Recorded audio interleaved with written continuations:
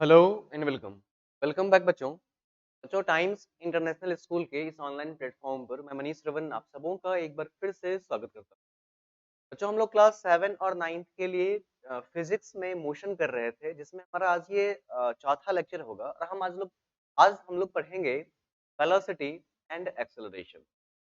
फटाफट वीडियोस को पॉज करिए, कॉपी किताब निकाल कर सामने बैठिए और हेडिंग लगाइए वेलोसिटी। आज हम लोग पढ़ेंगे बच्चों वेलोसिटी। इससे पहले वाले क्लासेस में मैंने आपको बहुत डिटेल से पढ़ाया, डिस्टेंस क्या होता है, डिस्प्लेसमेंट क्या होता है, स्पीड क्या होता है, हमने फॉर्मूला पढ़ा, हमने कुछ न्यूमेरिकल्स भी करा। अभी हम लोग पढ़ेंगे वेलोसिटी और फिर पढ़ेंगे एक्सेलरेशन, साथ में कुछ न्यूमेरिकल एग्जांपल्स भी हम लोग करेंगे। तो हमारा जो आज का पहला टॉपिक है वो है वेलोसिटी। वीडियो को पॉज करिए, कॉपी किताब निकाल कर सामने बैठिए और हेडिंग लगाइए बच्चों वेलोसिटी। हेडिंग लगाइए वेलोसिटी। बच्चों, मैंने कल आपको स्पीड पढ़ाया था, जिसमें मैंने आपको बताया था स्पीड क्या होता है। तो स्पीड होता था हमारा total distance covered per unit of time. Per unit of time में हम लोग जो डिस्टेंस कवर करते थे, हम उसको कहते थे कि वो हमारा स्पीड है। और वो एक स्केलर क्वांटिटी था, जिसके वजह से हमको उसको डिफाइन करने के लिए किसी भी तरह के डायरेक्शन को बताने का जरूरत नहीं। लेकिन जब हम वेलोसिटी पढ़ेंगे तो उसमें मैग्नीट्यूड के साथ-साथ हमें डायरेक्शन भी बताना पड़ेगा। और वेलोसिटी कुछ नया चीज नहीं है, बस स्पीड विथ डायरेक्शन है। तो आप इसके डेफिनेशन में लिखोगे it is the speed of a body. देखो इसके अंदर में इसका डेफिनेशन डेफिनेशन में लिखो it is the speed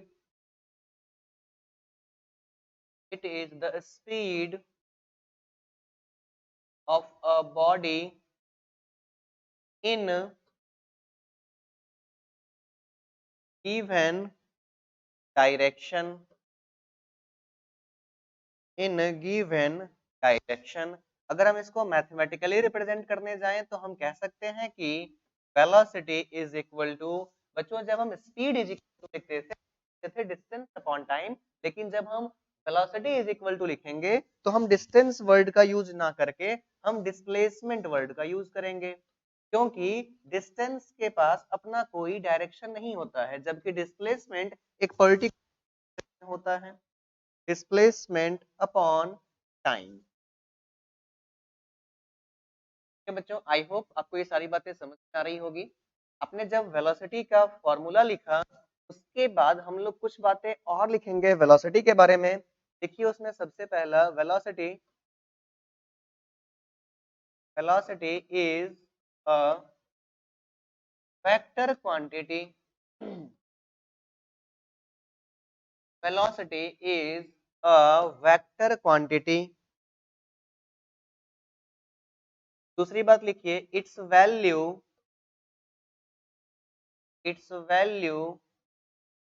changes when when either its magnitude change either its magnitude or direction magnitude or direction changes। तो क्या मतलब हुआ? देखो बच्चों, जब हम स्पीड पढ़ते थे तो मैंने आपको बताया था कि स्पीड को बताने के लिए, डिस्क्राइब करने के लिए हमको केवल और केवल मैग्नीट्यूड का जरूरत होता है। मतलब स्पीड हमारा कैसा था? स्केलर क्वांटिटी था। लेकिन जब हम वेलोसिटी पढ़ेंगे तो वेलोसिटी में we have to deal with displacement, and displacement is a vector quantity.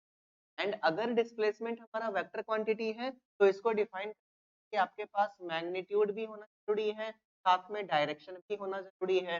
तो जब हम वेलोसिटी की बात करेंगे तो वो वेक्टर क्वांटिटी होगा। उसको डिस्क्राइब करने के लिए हमारे पास मैग्नीट्यूड के साथ साथ डायरेक्शन भी चाहिए होगा। तो वही मैंने आपको लिखवाया। चलिए अगर आगे बढ़ते हैं हम लोग बच्चों, इसके बाद नेक्स्ट ध्यान दीजिए आप, हम लोग स्पीड और वेलोसिटी को आपस में रिलेट करके पढ़ रहे हैं। जब हमने स्पीड पढ़ा तो मैंने आपको बताया कि किसी भी ऑब्जेक्ट का स्पीड क्या होगा, तो distance travelled by that object per unit of time. मतलब टाइम के रिस्पेक्ट में जब आप उसके स्पीड को कंपेयर करोगे तो हम कहेंगे कि वो उसका स्पीड है। टाइम के रिस्पेक्ट में जब आप उसके डिस्टेंस कवर्ड को कंपेयर करोगे तो हम कहेंगे उसका स्पीड है। अभी हम वहां पर डिस्टेंस की जगह डिस्प्लेसमेंट वर्ड यूज कर रहे हैं, मतलब distance covered in a particular direction. उसी तरीके से जब हम वेलोसिटी के डेफिनेशन को पढ़ेंगे तो वेलोसिटी के डेफिनेशन में आपको क्या लिखवाया, it is the speed of a body in a given direction. ये एक बॉडी का स्पीड होता है किसी गिवन डायरेक्शन में। दूसरी बात मैंने बताया आपको कि वेलोसिटी इज इक्वल टू क्या होता है बच्चों, डिस्प्लेसमेंट अपॉन टाइम, जबकि स्पीड इज इक्वल टू क्या होता था, डिस्टेंस अपॉन टाइम। तो ये सारी बातें आपको याद रखनी है। अगली बात बच्चों, velocity is a vector quantity. Velocity क्या है, एक वेक्टर क्वांटिटी है। मैंने आपको पहले भी बताया है वेक्टर क्वांटिटी कैसे क्वांटिटीज को हम लोग कहते हैं जिनके पास मैग्नीट्यूड के साथ साथ डायरेक्शन भी होता है। उसके बाद बच्चों वेलोसिटी के बारे में हमने ये देखा, its value changes when either its magnitude or direction change. अगली बात लिखिए आप वेलोसिटी को लेकर के, its SI unit, its SI unit is metre per second, metre per second. कहीं कहीं पर आपको ऐसे लिखा हुआ दिखाई देगा, ऐसे, और कहीं कहीं पर ऐसे, दोनों का मतलब एक ही हुआ, मीटर पर सेकंड।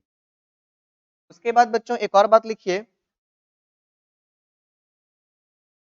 वेलोसिटी का फॉर्मूला हमने देखा डिस्प्लेसमेंट अपॉन टाइम। हाँ, इसमें एक और बात लिखिए कि इट कैन बी, वेलोसिटी के बारे में बात हो रही है, it can be positive, positive comma negative, positive negative और जीरो, पॉजिटिव नेगेटिव और जीरो। बच्चों वेलोसिटी हमारा डायरेक्शन पे डिपेंड करता है, जिस वजह से हम इसका आंसर पॉजिटिव भी बता सकते हैं, नेगेटिव भी बता सकते हैं और फिर जीरो भी बता सकते हैं। ठीक है बच्चों, तो ये था हमारा वेलोसिटी। अब हम लोग कुछ एक दो एग्जांपल्स देखते हैं इसमें।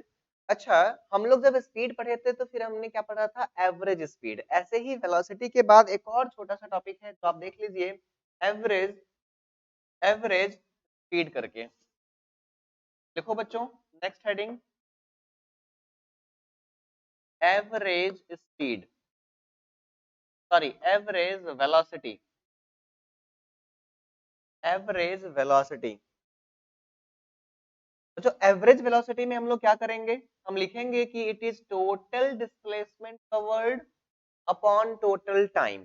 टोटल कितना डिस्प्लेसमेंट हमने कवर किया और कितने टाइम में कवर किया, इन दोनों के रेशियो को हम कहेंगे एवरेज वेलोसिटी।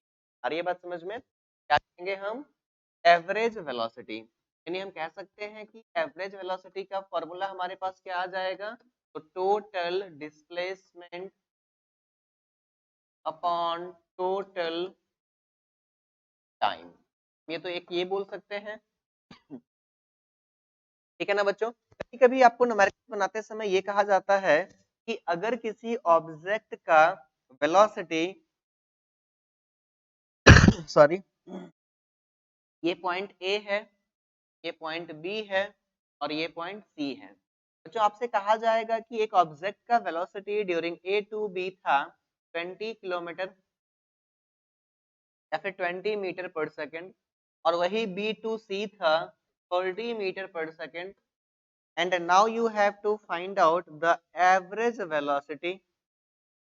बच्चों उस केस में हम लोग क्या कर सकते हैं कि velocity in one plus velocity in second case divided by 2।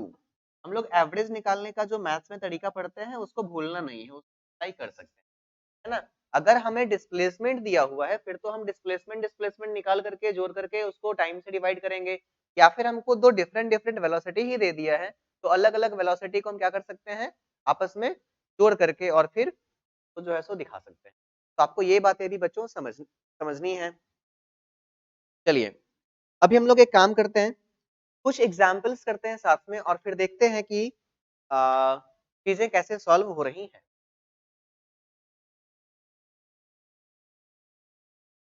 ठीक है बच्चों, सबसे पहले आप लिखो example 1।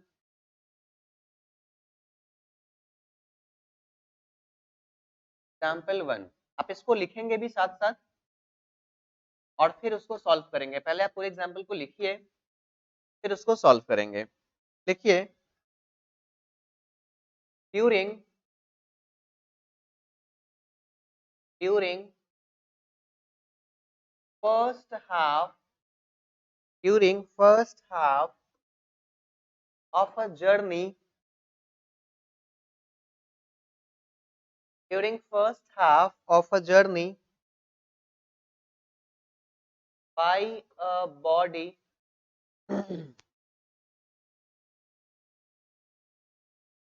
it travel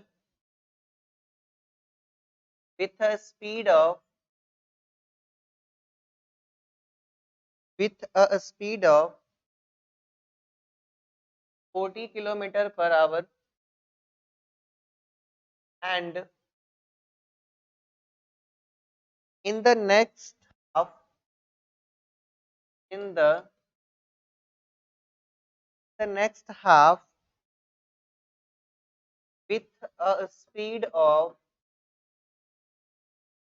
with a speed of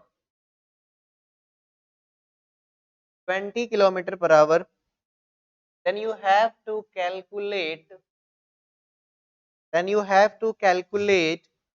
the average speed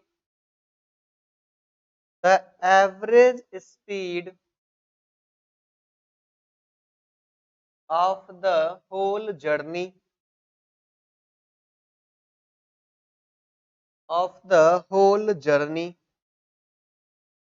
आपको बच्चों इसका एवरेज स्पीड निकालना है। एक बार फिर से हम लोग क्वेश्चन को समझते हैं। आप ऐसा मान के चलिए, कोई ऑब्जेक्ट है जो अपने पूरे जर्नी को 2 बार में कवर करता है। जो फर्स्ट हाफ वो कवर करता है उस दौरान उसका स्पीड होता है 40 किलोमीटर पर आवर। जो सेकंड हाफ वो कवर करता है उस दौरान उसका स्पीड होता है 20 किलोमीटर पर आवर। और अगर हम आपसे एवरेज स्पीड की बात करें, मतलब इनिशियल और फाइनल पोजीशन के बीच एवरेज स्पीड की बात करी जाए, तो हम इसको कैसे सॉल्व करेंगे? तो आइए देखते हैं इस तरह के प्रॉब्लम्स को हम लोग कैसे सॉल्व करते हैं। चलिए, सबसे पहले शुरू करते हैं इसका सॉल्यूशन। आप लिखेंगे उसमें कि sir speed of the object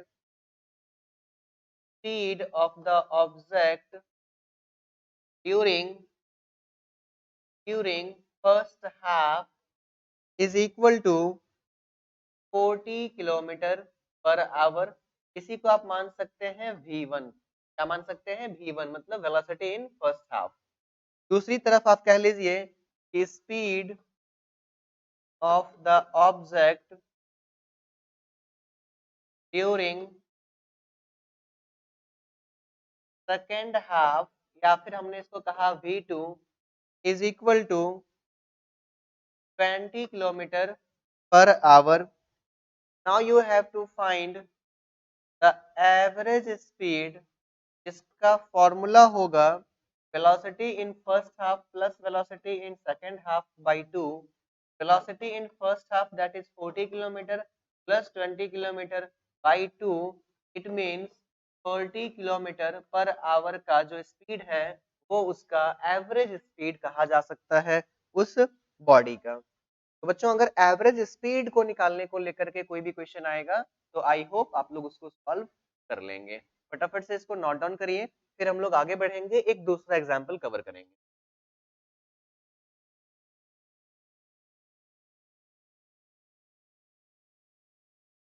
बच्चों, ये एवरेज स्पीड को लेकर के ही क्वेश्चन है, लेकिन अगर एवरेज वेलोसिटी को लेकर के भी क्वेश्चन आएगा तो हम सेम तरह से बताएंगे। इसमें अंतर क्या हो जाएगा? एक डायरेक्शन ऐड हो जाएगा कि 40 kilometre per hour in the east, in the west. तो डायरेक्शन अगर ऐड हो गया स्पीड के साथ तो हम उसको कहते हैं वेलोसिटी। अगर विदाउट डायरेक्शन है तो हम उसको कहते हैं स्पीड। ये दोनों ही बात आपको याद रखना है।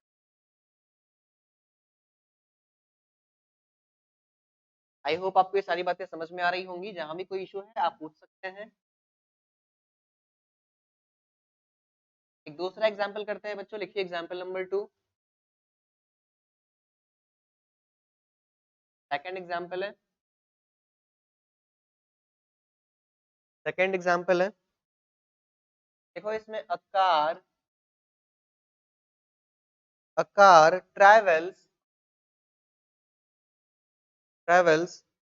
20 kilometer in first hour, 20 kilometer in first hour, 40 kilometer in second hour, and 40 kilometer 30 kilometer in third hour, then calculate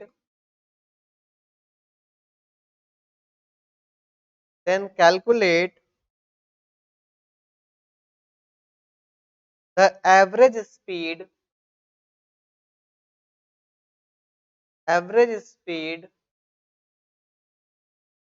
of the car। बच्चों इस क्वेश्चन में आपको क्या दिख रहा है? हमारे पास एक कार है। क्या है हमारे पास? एक कार है जो ट्रेवल करती है 20 kilometre in its first hour, मतलब 1 घंटे में जो ये कार ट्रेवल करती है वो करती है 20 किलोमीटर, दूसरे 1 घंटे में 40 किलोमीटर और तीसरे 1 घंटे में 30 किलोमीटर।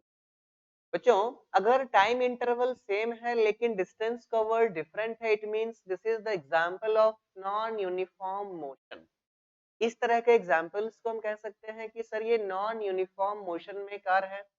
और जब कोई चीज नॉन यूनिफॉर्म मोशन में होता है तो वो सेम टाइम इंटरवल में अनइक्वल डिस्टेंस कवर करता है, जो यहाँ आपको दिख रहा है। यही सेम कार फर्स्ट आवर में तो 20 किलोमीटर का डिस्टेंस कवर कर रहा है, लेकिन सेकेंड हाफ में अपना स्पीड बढ़ा करके 40 किलोमीटर का डिस्टेंस कवर कर रहा है, एंड थर्ड हाफ आते आते ये फिर से थोड़ा सा स्लो होकर के 30 किलोमीटर पर आवर का 30 किलोमीटर जो है सो ये ट्रेवल कर रहा है। Now you have to find the average velocity of that car. फटाफट इसको सॉल्व करिए और बना करके बताइए कि इसका एवरेज वेलोसिटी हम लोग कैसे निकालेंगे। कुछ नहीं करना है बच्चों, आपको अलग अलग इसमें देख लेना है कि ओवरऑल टोटल डिस्टेंस कितना कवर किया गया और टोटल टाइम कितना लिया गया। Total distance travelled upon total time taken, उन दोनों के रेशियो को ही हम कहेंगे एवरेज स्पीड। फाइंड करिए फटाफट। चलो बात करते हैं सॉल्यूशन का। तो हम लिखते हैं कि sir distance travel by the car in first hour. बच्चों डिस्टेंस किसी भी अगर ऑब्जेक्ट का डिस्टेंस ट्रेवल्ड निकालना हो तो हम क्या कर सकते हैं, उसको टाइम को मल्टीप्लाई कर सकते हैं उसके वेलोसिटी से, या फिर यहाँ तो वैसे करना ही नहीं, आपको ऑलरेडी दिया हुआ है, दैट इज कितना है 30 किलोमीटर। सेम चीज distance travelled by the car in second hour, that is ये हमारा है आपका फर्स्ट आवर में 40 किलोमीटर था, सेकेंड आवर में है 40 kilometre. 40 kilometre 30 kilometre, sorry first hour में 20 किलोमीटर, फिर 40 और फिर 30। चलिए फर्स्ट आवर में 20 किलोमीटर, सेकेंड आवर में 40 किलोमीटर और फिर थर्ड आवर में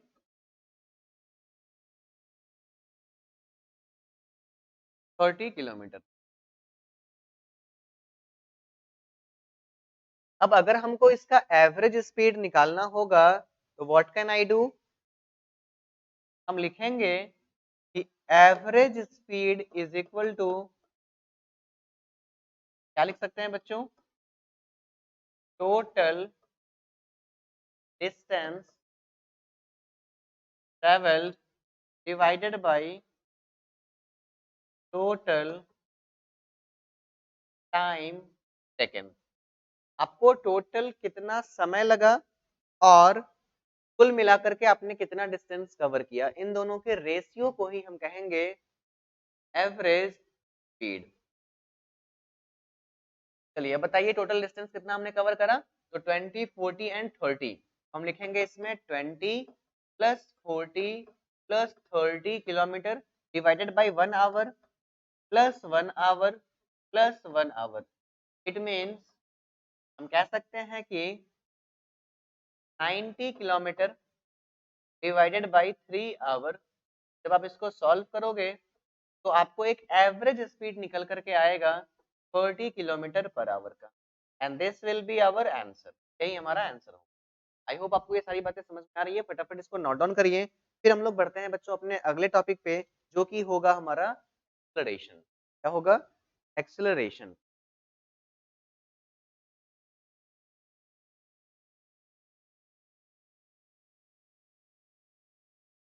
अगर आपको कोई डाउट है तो आप इन चीजों को पूछ सकते हैं हमारे हेल्पलाइन नंबर पे कॉल करके।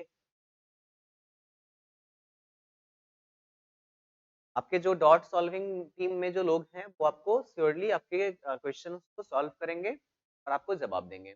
बच्चों तो आज के लिए इतना ही। Thank you very much. मिलेंगे हम लोग नेक्स्ट क्लास में और पढ़ेंगे एक्सेलरेशन।